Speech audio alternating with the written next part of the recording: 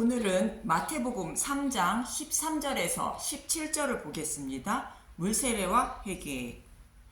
오늘은 물세례와 회개 그리고 예수님이 세례를 받으신 이유에 대하여 알아보겠습니다. 먼저 자복은 하나님의 말씀에 복종하려는 마음으로 예수님께 나아오는 사람과 이미 하나님의 말씀에 복종하고 있는 사람이 죄를 범한 것을 하나님께 고하는 것을 자복이라 성경은 말하고 있는데, 다윗이 밧세바를 범했을 때 다윗은 자신의 죄를 여호와께 자복했다고 시편 32편에서 말하고 있습니다.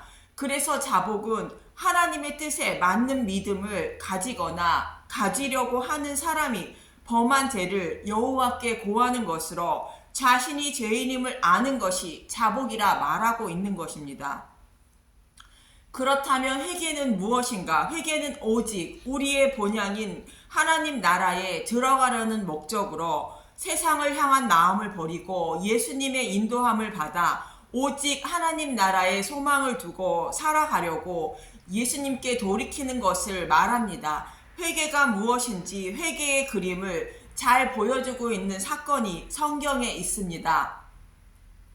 바로 출애굽할 때 홍해를 건너는 사건입니다. 여호와의 말씀대로 아브라함의 후손들은 애굽으로 내려가 430년 동안 살다가 약속의 땅인 가나안 땅을 기업으로 받기 위하여 애굽을 나오게 되는데, 10번째 재앙인 유월절 양의 죽음을 통하여 바로의 노예에서 해방되었고 모세가 백성들을 인도하여 약속의 땅을 향하게 됩니다. 그러나 그들을 가로막고 있는 것이 홍해였습니다.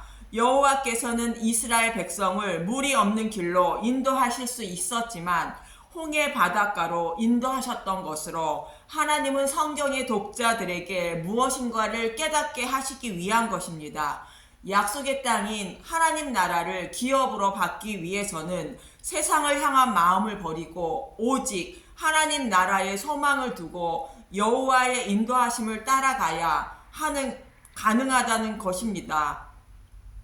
그래서 하나님은 이스라엘 백성에게 애굽으로 돌아가지 말라 말씀하시는 것입니다. 애굽으로 돌아가면 홍해에서 애굽의 군사를 수장한 것처럼 하나님의 심판을 받게 된다는 것입니다. 그 의미로 홍해를 건널 때는 홍해를 갈라 마른 땅으로 건넜지만 하나님은 그 홍해 길을 닫아버린 것입니다. 애굽으로 돌아가면 심판받는다는 뜻으로 애굽으로 돌아가지 않는 것이 구원의 길이라는 것을 알게 하시기 위한 것입니다.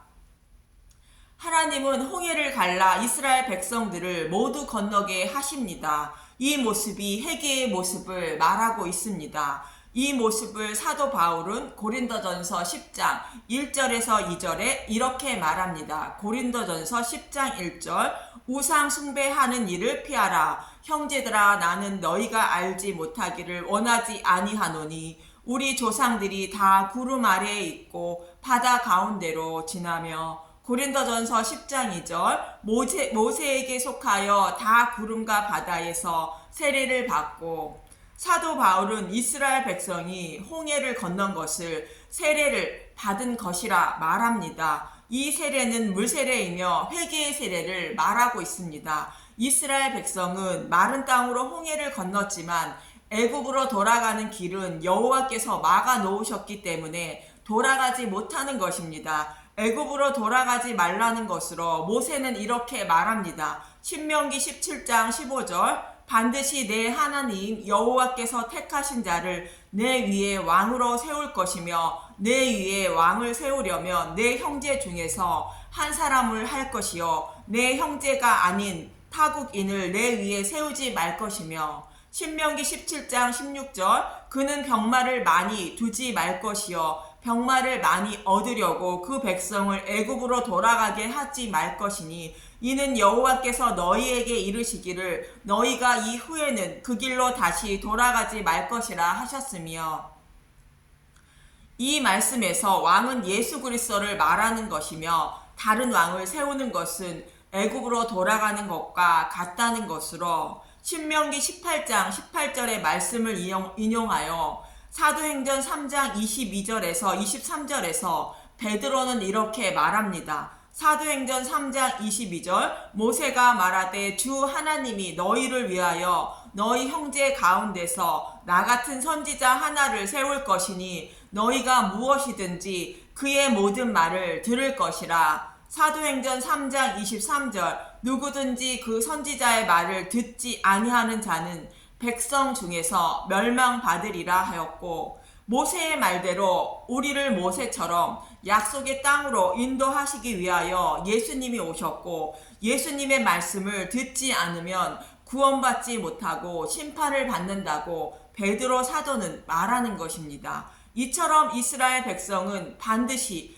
예수 그리스도를 왕으로 삼아야 한다는 것입니다. 그러나 예수 그리스도가 아닌 다른 사람을 자신들의 왕으로 세우면 애굽으로 돌아가는 것이라고 신명기 17장 15절에서 16절에 말씀합니다. 여호와의 인도함을 따라 약속의 땅을 기업으로 받기 위하여 홍해를 건넜으면 회개하였다면 다시 애굽으로 돌아가지 말라는 것으로 세상으로 돌아가지 말라는 뜻입니다. 실제로 이스라엘 백성들은 이 말씀대로 왕을 요구하였고 그들의 왕으로 사울을 세우지만 사울은 왕의 자리를 빼앗길까 두려워 다윗을 죽이려 했던 것입니다. 사울이 왕의 자리에 욕심을 부렸다는 것은 세상 것을 버리지 못한 것이며 자신의 영원한 왕이신 예수 그리스도를 부정한 것으로 당연히 하나님의 심판을 받아야 했던 것입니다. 그러나 다윗은 자신이 사울 왕처럼 왕의 자리에 있었지만 자신의 왕은 예수 그리스도를 늘 인정하며 살았던 것입니다. 저와 여러분도 이와 동일하게 하나님 나라를 소망하는 마음으로 예수님을 믿기를 작정하고 하나님 백성이 되었다면 나는 왕이 아니고 예수님이 나의 왕이심을 늘 인정하고 주어진 환경 속에 늘 감사하는 마음으로 열심히 살아야 하는 것이며 사울 왕처럼 세상을 향한 욕심을 품지 말고 그 욕심을 버리고 살아야 하는 것입니다. 즉 애굽으로 돌아가지 말라는 것입니다. 오직 하늘에 소망을 두고 살아야 한다는 것입니다. 그렇다고 세상 것을 버리기 위하여 일을 하지 말라는 것은 아닙니다. 육신이 먹고 살기 위하여 열심히 땀 흘려 일을 하고 재물이 많이 모아지면 모으되 하나님 나라에 소망을 두고 살아야 한다는 뜻입니다. 이것이 진정한 회개로 홍해를 건널 때에 여호와께서 홍해를 갈라주셔서 건넜지만 되돌아가지 말라는 뜻으로 갈랐던 홍해를 다시 원복시켰던 것입니다. 이것이 회개이며 물세례인 것으로 세례 요한은 백성들에게 회개의 세례인 물세례를 준 것입니다. 그리고 사울 왕처럼 예수님이 자신의 왕임을 인정하지 않은 자들에게는 회개하라 외친 것입니다. 본문 10절에서 12절에 이렇게 말하고 있는 것입니다. 마태복음 3장 10절 이미 도끼가 나무 뿌리에 놓였으니 좋은 열매를 맺지 아니하는 나무마다 찍혀 불에 던져지리라. 회개치 않은 자는 불못에 던져진다는 것입니다. 마태복음 3장 11절 나는 너희로 회개하게 하기 위하여 물로 세례를 베풀거니와 내 뒤에 오시는 이는 나보다 능력이 많으시니 나는 그의 신을 들기도 감당하지 못하겠노라. 그는 성령과 불로 너희에게 세례를 베푸실 것이요 세례 요한은 회개의 세례인 물로 세례를 베풀지만 예수님은 성령 세례와 불 세례를 주신다는 것입니다. 성령 세례는 마음의 할례인 성령의 전을 세워 주시는 것으로 알곡을 곳간에 모아 드리는 것을 말하고 불세례는 12절의 말씀처럼 쭉정이는 불러 태우는 심판을 말합니다. 마태복음 3장 12절 손에 키를 들고 자기의 타작마당을 정하게 하사 알곡은 모아 곳간에 드리고 쭉정이는 꺼지지 않는 불에 태우시리라. 이렇게 세례 요한이 물로 세례를 베푼 것이 이스라엘 백성이 홍해를 건너는 모습처럼 물로 세례를 받은 회개의 세례를 말한다면 그럼 예수님이 세례 요한에게 받은 물세례도 회개의 세례일까? 예수님이 물세례를 받으신 이유는 무엇일까? 예수님은 30세쯤 사역을 시작하셨습니다. 그리고 예수님은 자신의 백성을 구원하시기 위하여 육신의 몸을 입고 이 땅에 오신 것입니다. 자신의 백성의 죄를 사함받게 하시기 위하여 오신 것입니다. 구약에서는 백성들의 죄를 사함받게 하는 일을 하는 사람들이 제사장입니다. 히브리서 기자는 저와 여러분의 죄를 사하여 주시기 위하여 오신 예수님이 우리의 대제사장임을 말합니다. 히브리서 2장 14절에서 17절을 보면 히브리서 2장 14절 자녀들은 혈과 육에 속하였으며 그도 또한 모양으로 혈과 육을 함께 지니심은 죽음을 통하여 죽음의 세력을 잡은 자 곧 마귀를 멸하시며 예수님이 저와 여러분처럼 육신의 몸을 입고 오신 이유는 마귀를 멸하러 오셨다는 것입니다. 히브리서 2장 15절 또 죽기를 무서워함으로 한평생 매여 종로로 타는 모든 자들을 놓아주려 하심이니 죄를 사함받아야 사단의 노예에서 해방되는 것으로 제사함을 주시기 위하여 오셨다는 것입니다. 히브리서 2장 16절 이는 확실히 천사들을 붙들어 주려 하심이 아니요 오직 아브라함의 자손을 붙들어 주려 하심이라. 사도 바울은 갈라디아서 3장 7절에서 예수님을 믿는 자들은 아브라함의 자손이라 말하는 것처럼 예수님을 믿게 하셔서 제사함을 주시기 위하여 오셨다는 것입니다. 히브리서 2장 17절 그러므로 그가 범사의 형제들과 같이 되심이 마땅하도다. 이는 하나님의 일이 자비하고 신실한 대제사장이 되어 백성의 죄를 속량하려 하심이라.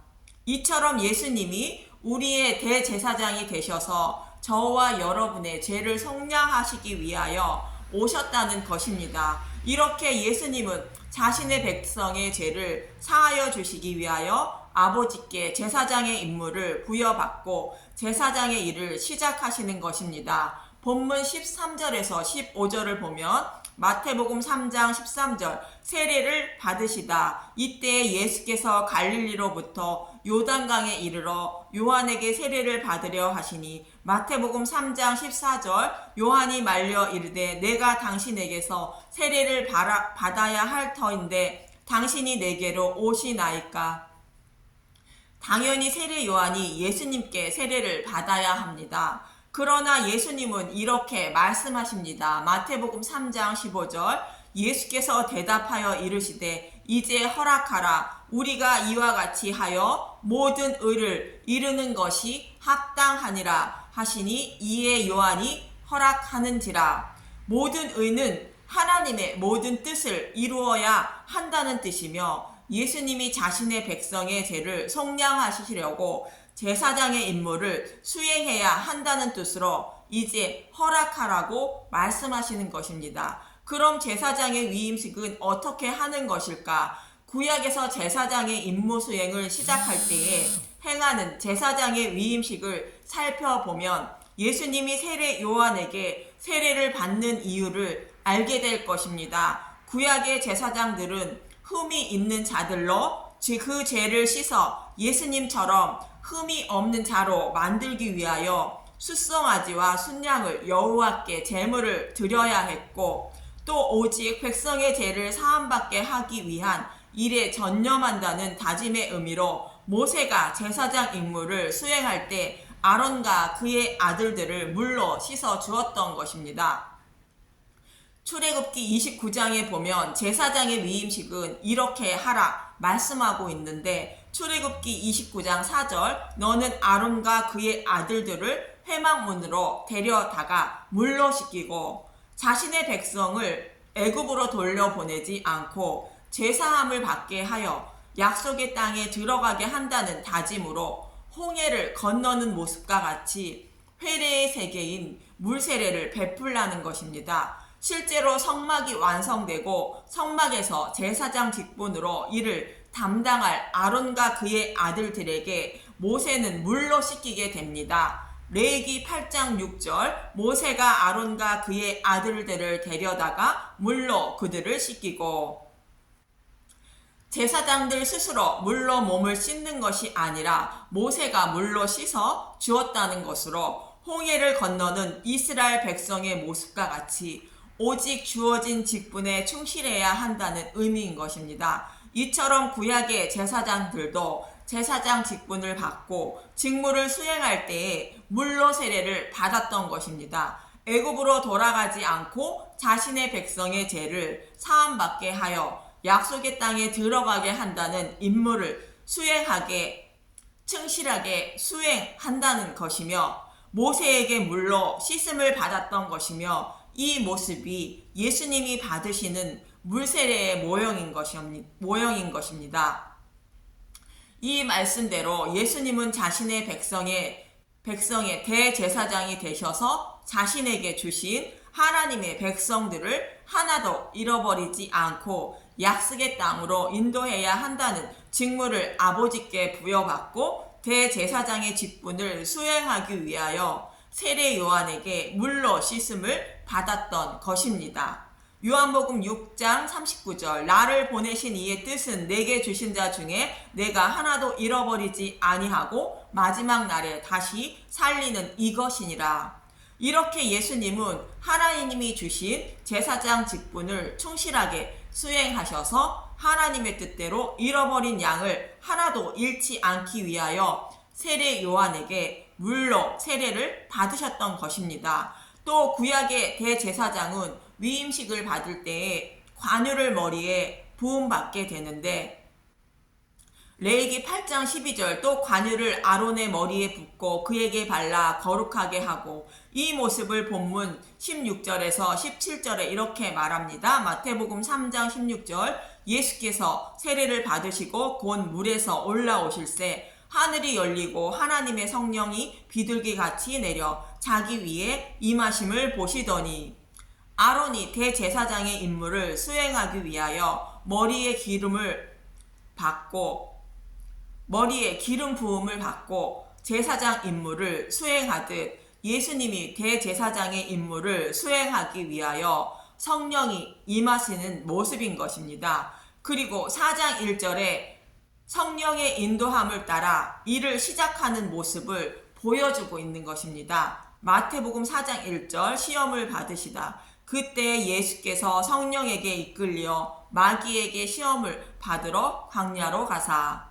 이렇게 구약의 대제사장도 기름 부음을 받고 제사장 직분을 수행하였고 예수님도 성령의 인도함을 받아 대제사장 직분을 수행하셨던 것이며 저와 여러분도 성령의 인도함을 따라 하나님 나라에 들어갈 수 있는 것입니다. 이렇게 죽기를 무서워함으로 한평생 사단에 매여 종로를 타는 저와 여러분을 놓아주시려고 구약의 대제사장의 위임식처럼 예수님도 위임식을 행하고 계시는 것입니다. 이렇게 마태는 예수님이 저와 여러분의 대제사장으로 사역을 시작하셨다고 본문에서 증거하고 있는 것입니다. 또 예수님은 하나님이 보내주신 하나님의 아들이며 메시아임을 하나님이 증거하셨다고 마태는 본문 17절에 말합니다. 마태복음 3장 17절 하늘로부터 소리가 있어 말씀하시되 이는 내 사랑하는 아들이요 내 기뻐하는 자라 하시니라.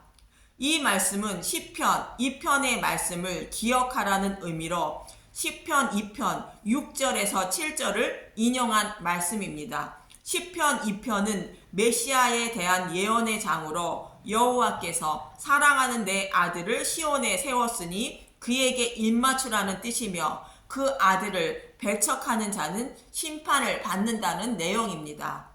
시편 2편 6절 내가 나의 왕을 내 거룩한 산 시온에 세웠다 하시리로다. 시편 2편 7절 내가 여호와의 명령을 전하노라. 여호와께서 내게 이르시되 너는 내 아들이라. 오늘 내가 너를 낳았도다. 자신의 백성을 구원할 왕으로 예수님을 육신의 몸을 입게 하셔서 이 땅에 보내시고 예루살렘에 하나님이 세우신다는 것입니다. 시편 2편 12절 그의 아들에게 입맞추라. 그렇지 아니하면 진노하심으로 너희가 길에서 망하리니 그의 진노가 급하심이라 여호와께 피하는 모든 사람은 다 복이 있도다. 예수님을 믿지 않는 자들에게 그리스도를 영접하고 하나님과 화목해야 한다고 복음의 초청을 말하며 초청을 받아들이지 않으면 심판을 받음을 말하는 것으로 마태는 예수님을 영접하는 자는 구원의 복을 받고 배척하는 자는 심판을 받음을 말하고 있는 것입니다. 이처럼 예수님은 구약에서 약속하시고 말씀하신 대로 하나하나 성취해 나가시고 계시는 것이며 이를 통하여 예수님이 구약에서 약속하신 메시아임을 증거하고 있는 것입니다. 이 방송을 듣는 모든 분들에게 성령님이 임하셔서 구원의 복을 받으시길 간절히 소망합니다. 감사합니다.